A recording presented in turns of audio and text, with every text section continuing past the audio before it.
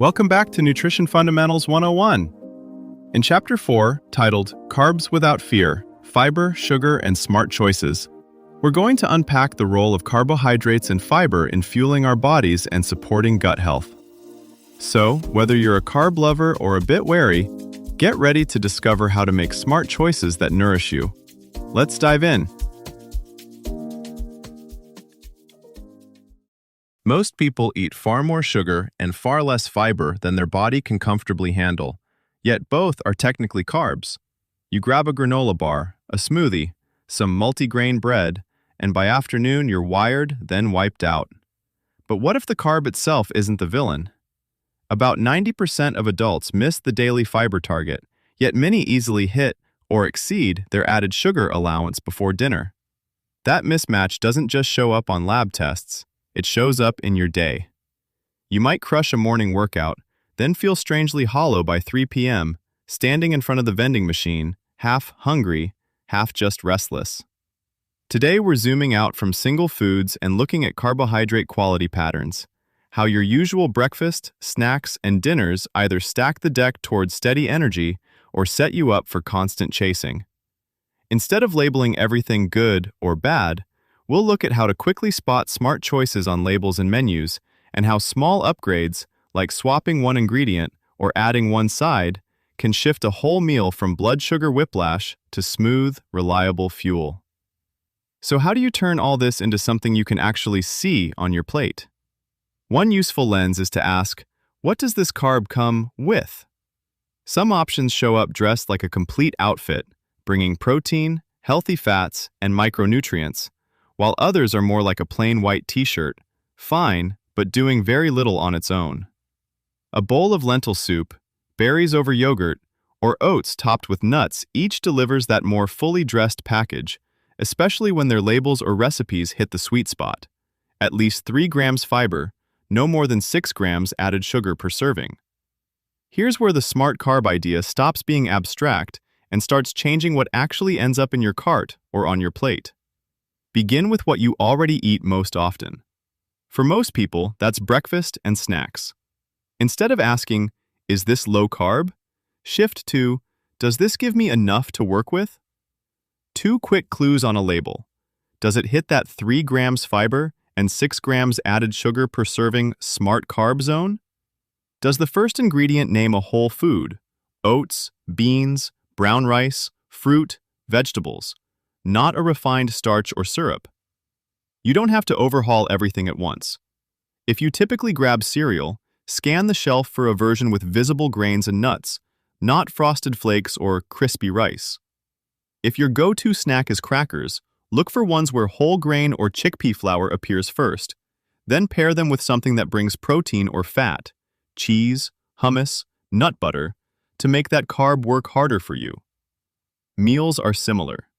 Think in slots rather than rules. 1 slot on the plate for a grain or starchy vegetable, 1 for protein, 1 for color, non-starchy vegetables, plus a source of healthy fat somewhere in the mix. Your grain, starch slot is where quality matters most. Quinoa instead of white rice, roasted potatoes with skin instead of fries, whole wheat pasta instead of regular.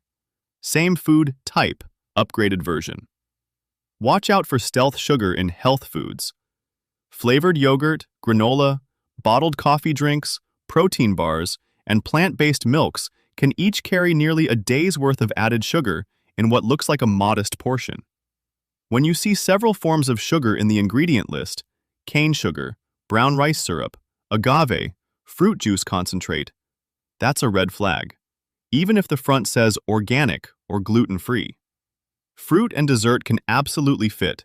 The trick is context and portion. A cup of berries mixed into plain yogurt or an apple with peanut butter will land very differently than juice or sorbet on an empty stomach. You're not chasing perfection, you're stacking the deck.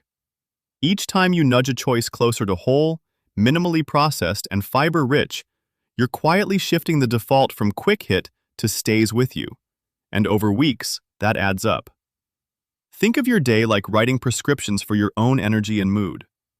At breakfast, you can dose yourself with a bowl that keeps you clear-headed through a tough meeting, or with something that leaves you mentally paging the snack drawer by 10:30.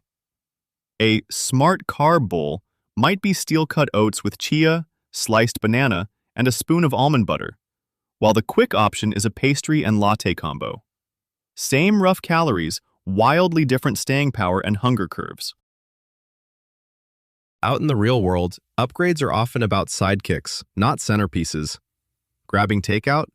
Keep the main you enjoy, but trade the fries for a side salad with beans, or swap the white roll for a whole grain one. At coffee shops, pair a sweeter drink with a protein-rich snack instead of another sweet.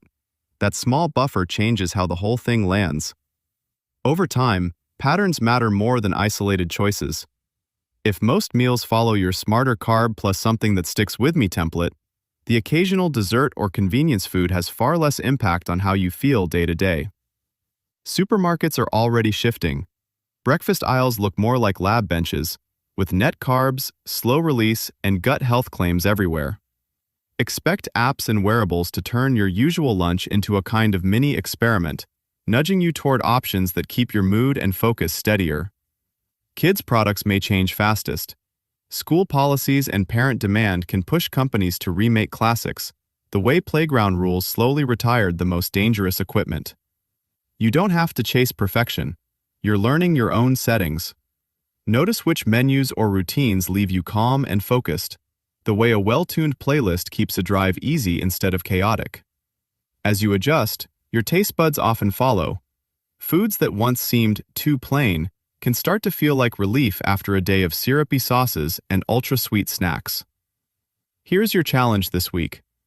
At one meal each day, swap your usual refined carb, like white bread, regular pasta, or sugary cereal, for a high-fiber option, such as lentils, chickpeas, black beans, steel-cut oats, or a whole intact grain like quinoa or barley, and hit at least 8 to 10 grams of fiber in that meal.